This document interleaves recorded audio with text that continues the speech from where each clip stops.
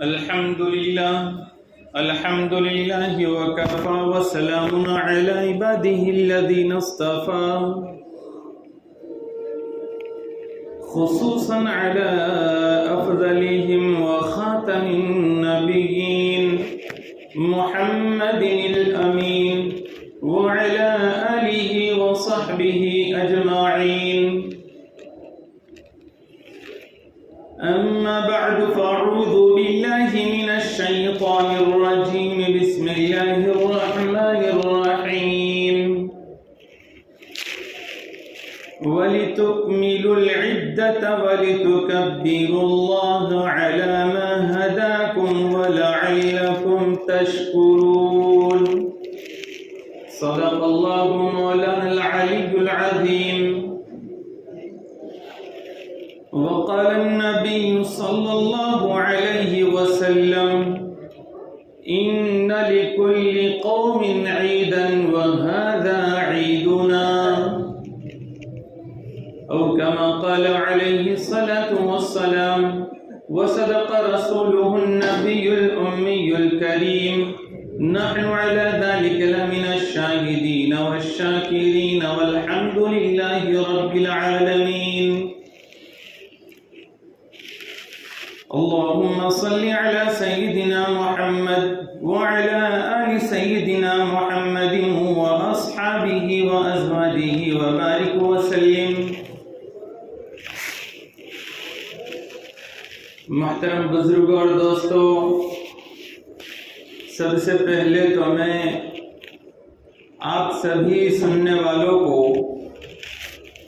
اپنی دل کی گہرائیوں سے عید کی مبارکباد پیش کرتا ہوں اور دعا کرتا ہوں کہ اللہ تعالی ماہ رمضان المبارک میں ہونے والی ہماری تمام عبادتوں کی کمیوں کو، کوتاہیوں کو معاف فرمائے اور اس کا بہترین بدلہ ہم سب کو عطا فرمائے. آج عید الفطر کا دن ہے اور مسلمانوں کی یہ عید اور تہوار کا موقع ہے، خوشی کا موقع ہے.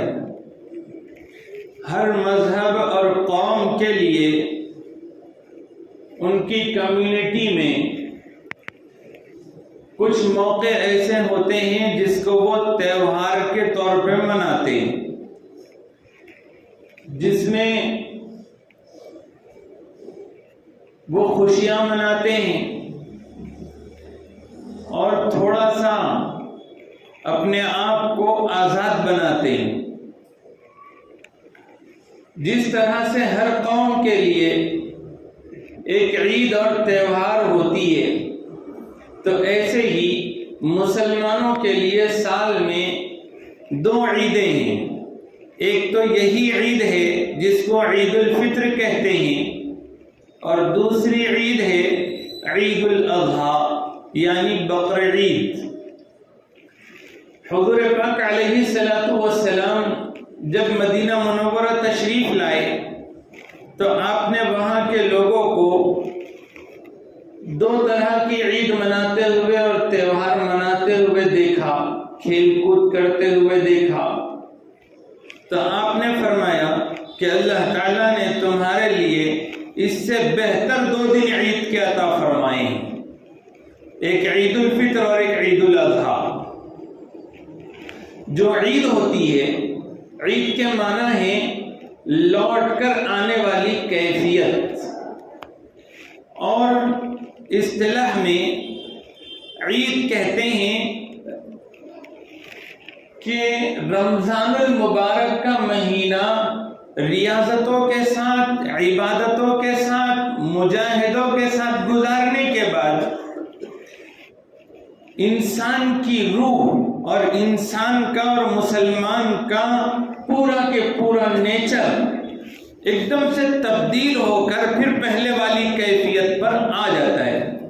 یعنی کہ ایک نئی زندگی کی شروعات ہوتی ہے ہر سال. اور عید چونکہ بار بار آتی ہے اس وجہ سے اسے عید کہتے ہیں. عید جو ہوتی ہے اور تہوار جو ہوتا ہے وہ ہر مذہب اور قوم کی علامت ہوتی ہے، اور ایک طرح سے کسی مذہب کو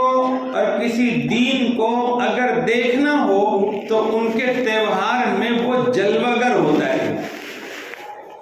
عید اور تہوار اس کا مظہر ہوتا ہے۔ آپ دنیا بھر کی قوموں کے عید اور تہوار دیکھیں تو اس کو دیکھنے سے آپ کو اندازہ ہوگا کہ ان کے مذہب کی کیا خصوصیات ہیں، کیا خامیاں ہیں اور کیا خوبیاں ہیں۔ تو اب جب دین اسلام کی عیدیں ہیں تو ظاہر سی بات ہے کہ ان عیدوں کے اندر دین اسلام کا جو خلاصہ اور لب لباب ہے وہ دکھ کر آئے گا اور اس کا مظاہرہ ہوگا۔ ایک مسلمان بحیثیت مسلمان ہونے کے وہ دنیا کی امامت کرنے والا ہے، دنیا کے لیے آئیڈیل اور نمونہ ہے، دنیا والوں کے لیے وہ ایسی ذات ہے اور ایسی پرسنالٹی ہے کہ جس کو دیکھ کر وہ اپنے آپ کو سدھارے، اس کی پوری زندگی نمونہ، تو پھر اس کی عید کیسے نمونہ نہیں ہوگی، اس کا تہوار کیسے نمونہ نہیں ہوگا؟ وہ اپنے عید کے ذریعے سے اور تہوار کے ذریعے سے وہ پوری دنیا کو بتاتا ہے کہ میں کون سے دین کو فالو کرتا ہوں اور میرے دین میں کیا خوبیاں ہیں، اور پھر میری ذات کو دیکھو کہ میں خوشی منا رہا ہوں تو کس انداز کی منا رہا ہوں۔ عید دراصل خوشی منانے کا نام ہے کہ صاحب یہ رمضان المبارک کا مہینہ گزرا جس میں اللہ تعالیٰ نے قرآن کریم اتارا، پھر اس میں روزے فرض کیے گئے، تو دن میں روزے رکھتے ہیں، رات میں تراویح پڑھتے ہیں، پھر دیگر بہت سارے نیک کام اپنی جانی محنت کے ذریعے سے اور مال خرچ کر کے انجام دیتے ہیں۔ یہ ایک مہینے کی عبادت جیسی ہی مکمل ہوتی ہے اور روح کی اب ایک مسلمان پر حکمرانی واپس سے ہو جاتی ہے۔ ایک ہے روح اور ایک ہے نفس، ادھر متوجہ ہو جائیں، ایک ہے نفس اور ایک ہے روح۔ جب روح کی انسان پر حکومت ہوتی ہے تو پھر اس سے فرشتوں والے اعمال ظاہر ہونا شروع ہو جاتے ہیں، اور جب نفس کی حکمرانی انسان پر ہوتی ہے تو پھر شیطانی حرکتیں اس سے ظاہر ہونا شروع ہو جاتے ہیں۔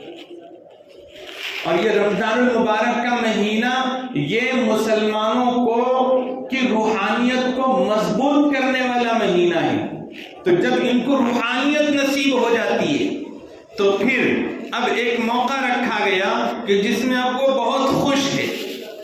اور اللہ تعالیٰ کی طرف سے ان کے لیے اب انعام اور اکرام ہونے والا ہے۔ ہم جب عید کے موقع پر آج جمع ہوئے ہیں تو روایتوں میں ہے کہ اس جمع ہونے میں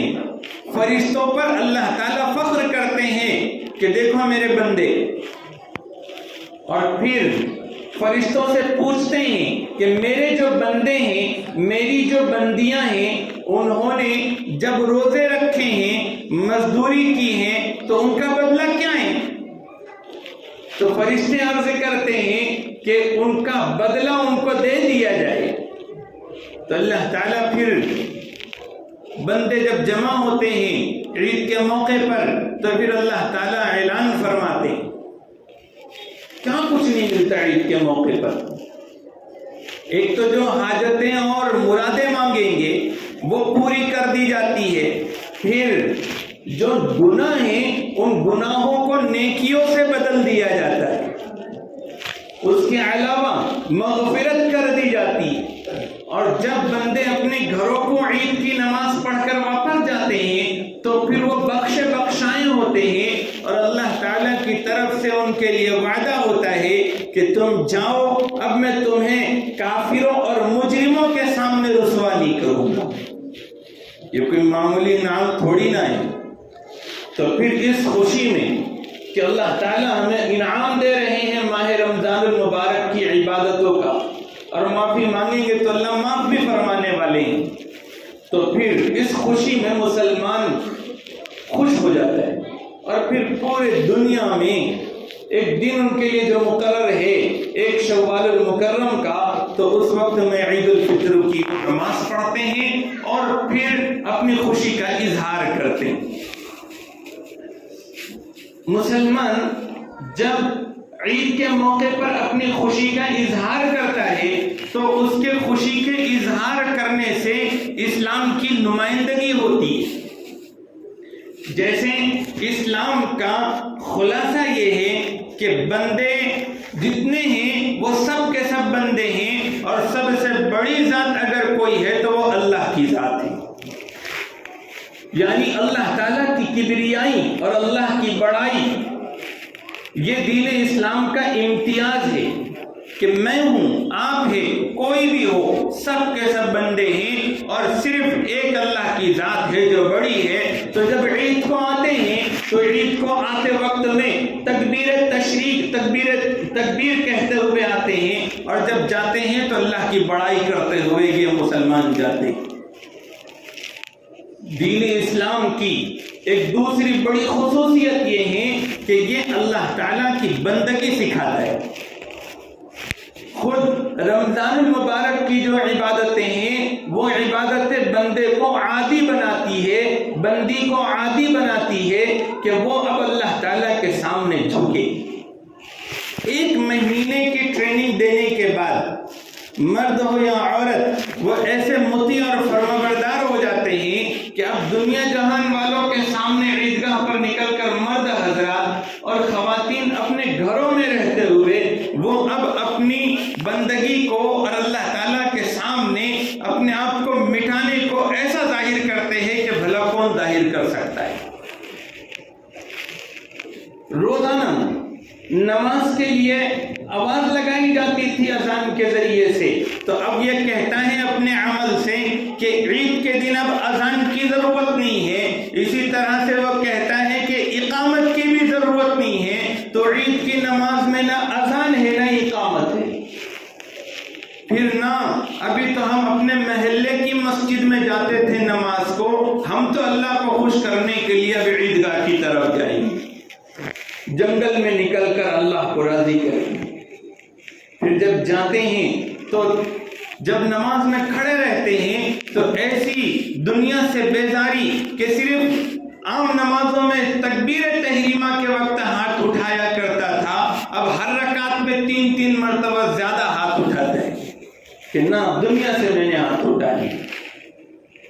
پھر جب نماز مکمل ہوتی ہے اور خطبہ سنایا جاتا ہے، عام طور پر جمعہ میں بھی خطبہ ہوتا ہے، تو جمعہ میں نماز سے پہلے خطبہ ہوتا ہے۔ خطبہ نصیحت کو کہتے ہیں، سمجھانے کو کہتے ہیں کہ بندے سمجھ جائیں گے تو پھر اب عبادت کے لیے کھڑے ہوں گے۔ لیکن عید کے دن وہ اپنے عمل سے کہتا ہے کہ امام صاحب آج ہم کو خطبے کی اور سمجھانے کی ضرورت نہیں ہے، ہم ویسے ہی اللہ کے سامنے کھڑے ہو جائیں گے۔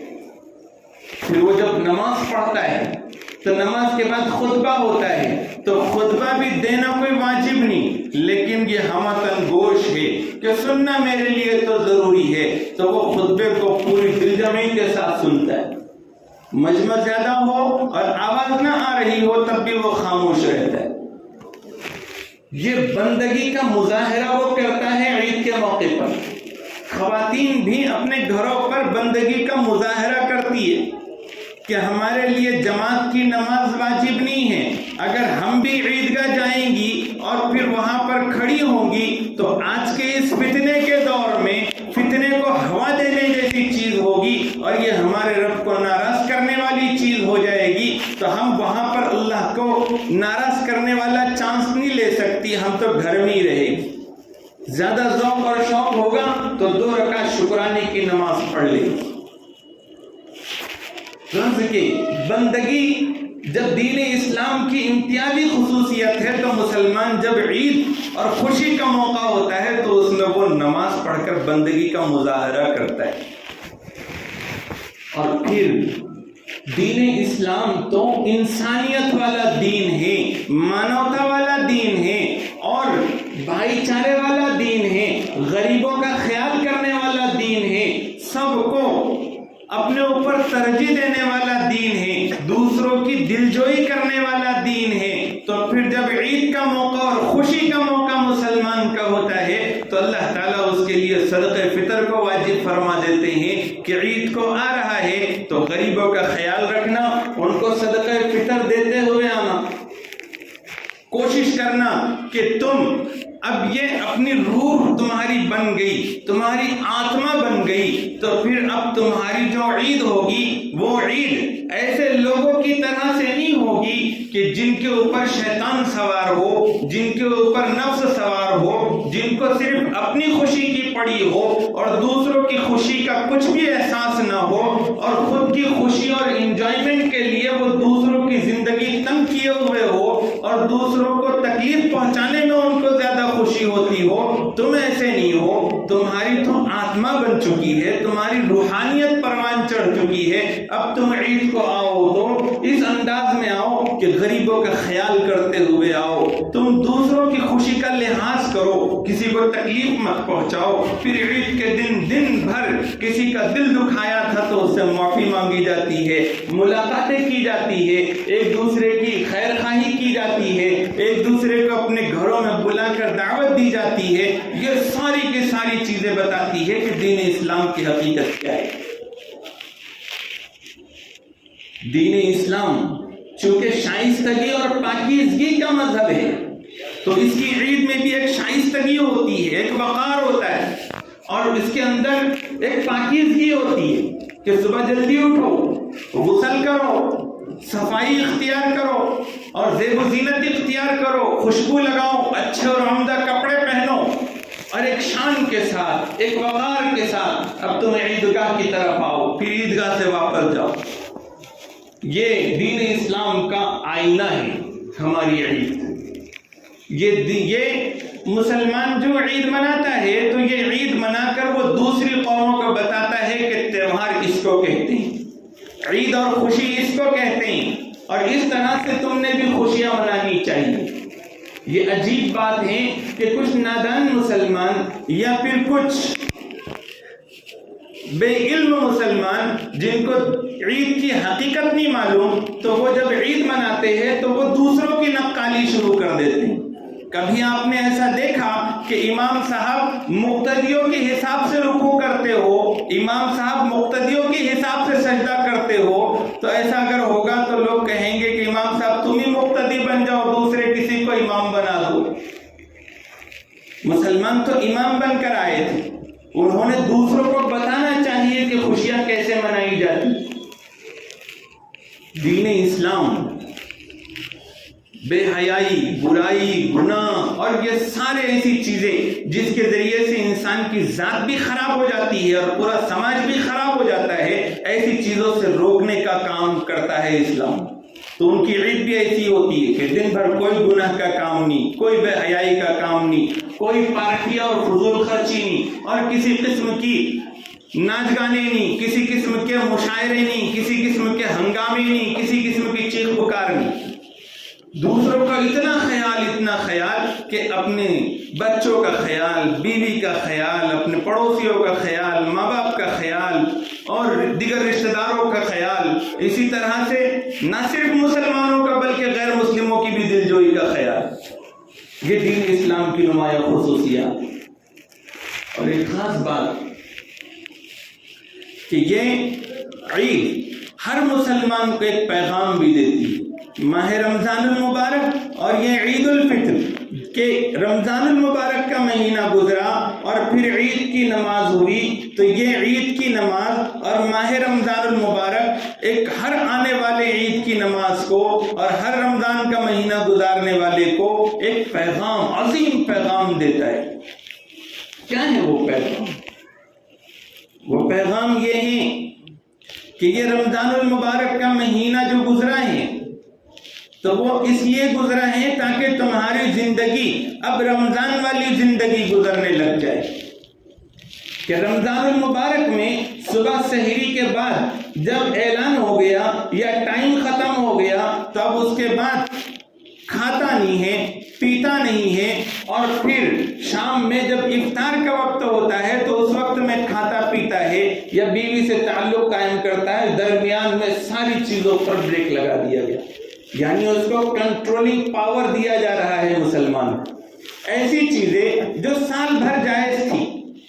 کہ دن میں کھاتا ہے، دن میں پیتا ہے، اور میاں بیوی کے تعلق کو بھی کوئی منع نہیں کرتا کیونکہ وہ اس کی بیوی ہے، بیوی کے لیے وہ شوہر ہے، جائز تعلق ہے، کوئی منع نہیں ہے، لیکن جیسے ہی رمضان کا مہینہ آیا تو صبح سے شام تک یہ جائز اور حلال چیز جو تھی اس میں بھی بریک لگا دیا گیا، اور یہ بریک لگا کر اس کی تربیت کی۔ رات کو صبح روزے رکھیں، اب رات کو بستر پہ جانے کا من کرتا ہے کہ ابھی افطاری کی، کھانا کھایا تو سستی طبیعت میں آ جاتی ہے، لیکن پھر بھی اس کو تازہ دم کیا جاتا ہے، تراویح کے اندر کھڑا کیا جاتا ہے کہ اب کھڑے رہ کر قرآن کریم کو سنتے رہو، 20 رکعت تراویح کو پڑھو اور 40 سجدے روزانہ کے کیا کرو، اس طرح سے تم اللہ کے سامنے جھکنے کی بھی پریکٹس کرو۔ یعنی کہ کچھ کرنے کے کام ہیں تو کرنے کے کاموں میں کرنے کی صلاحیت، شوق اور ذوق کے ساتھ وہ پیدا کی جا رہی ہے، اور کچھ رکنے کے کام ہیں زندگی بھر حرام چیزوں سے، تو ان سے رکنے کے لیے اتنی حد کر دی اللہ نے کہ جائز چیزوں سے بھی صبح سے شام تک روک دیا تاکہ اس کی برکت سے اب سال بھر حرام چیزوں سے بچنا آسان ہو جائے گا۔ یہ ماہ رمضان المبارک اور یہ عید الفطر ہر مسلمان کو یہ پیغام دیتی ہے کہ رمضان المبارک کا مہینہ اگر تم زندگی بھر کے لیے اپنا لو اور تمہاری زندگی رمضان والی ہو جائے، یعنی کہ اللہ کی فرما برداری والی ہو جائے کہ حرام سے بچ رہے ہو اور پھر نیکیوں اور طاعات میں خوب بڑھ چڑھ کر حصہ لے رہے ہو، تو پھر جب تمہاری زندگی ختم ہوگی تو جیسے رمضان المبارک ختم ہوتا ہے تو عید کا دن آتا ہے، تو زندگی ختم ہوگی تو موت تمہارے لیے عید کا دن ہوگی۔ دنیاوی زندگی اگر تم رمضان والی، اللہ کی پابندیوں والی اور ذوق شوق عبادت والی اگر تمہاری ہوگی تو آخرت والی زندگی تمہاری عید والی ہوگی، کہ عید کے دن اب روزہ رکھنا حرام، عید کے دن روزہ نہیں رکھ سکتے۔ عید کے دن تو حضور نے فرمایا کھاؤ پیو، میاں بیوی کا تعلق رکھو۔ عید کے دن اگر کوئی روزہ رکھے گا اور سمجھے گا کہ میں بہت بڑا نیک پرہیزگار بندہ ہوں تو شریعت اس کو منع کرتی ہے، ناجائز نہیں۔ ہم عید کے دوسرے دن سے پھر آپ شوال کے روزے شروع کر سکتے ہیں، اپنے رمضان کے مہینے کے کچھ روزے چھوٹ گئے ہیں تو اس کی قضا کر سکتے ہیں اور کرنا ہی چاہیے، لیکن عید کے دن آپ روزہ نہیں رکھ سکتے کیونکہ اب عید کا دن تمہارے لیے خوشی کا دن ہے اور یہ کھانے پینے کا دن ہے، اس کے اندر کھاؤ پیو کھلاؤ، اتنا ہے کہ فضول خرچی سے بچو، تماشوں سے بچو، گناہ اور منکرات سے بچو، ہر طرح کی نازیبا حرکت سے بچو، اپنے عمل اور کردار کے ذریعے سے اسلام کے نمائندے بن کر نظر آؤ۔ یہ عید کا فلسفہ ہے۔ تو جس طرح سے رمضان کے روزے ہونے کے بعد عید کا دن آتا ہے جس دن ہر طرح کی آزادی اور کھانے پینا ایک شائستگی کے ساتھ جائز قرار دیا جاتا ہے، تو اسی طرح سے جو شخص پوری کی پوری زندگی اگر یہ رمضان والی گزارے تو پھر جب اس کی موت آئے گی تو موت کے بعد کی جو ایک لمبی زندگی ہے وہ اس کے لیے عید کا سامان ہوگی، اس کے لیے خوشی کا موقع ہوگا۔ اسی لیے حدیث میں فرمایا گیا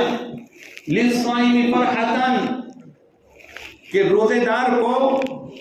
دو خوشیاں نصیب ہوتی ہیں۔ کون کون سی؟ عند فطری، جب وہ افطار کرتا ہے یا پھر عید کا دن ہوتا ہے تو اس وقت میں اس کو خوشی ہوتی ہے کہ اللہ تعالیٰ کی رضا کے لیے خوب مجاہدے کیے، خوب اپنے آپ کو پابند رکھا، اس کے بعد عید کا ایک دن اللہ نے دیا کہ تم ریلیکس ہو جاؤ، تم تھوڑے سے کھل جاؤ طبیعت میں، تو عجیب خوشی محسوس ہوتی۔ تو ایسے ہی پھر دوسری خوشی کب ملتی ہے؟ عند لقاء ربہ، جب بندہ اپنے رب سے ملاقات کرنے والا ہوگا، کہ جب اس کا آخری گھڑی آئے گی، اب وہ اللہ سے ملاقات کے لیے جائے گا، چونکہ زندگی بھر اس نے اپنے آپ کو پابند رکھا، یہ بندہ بڑا بند ہے،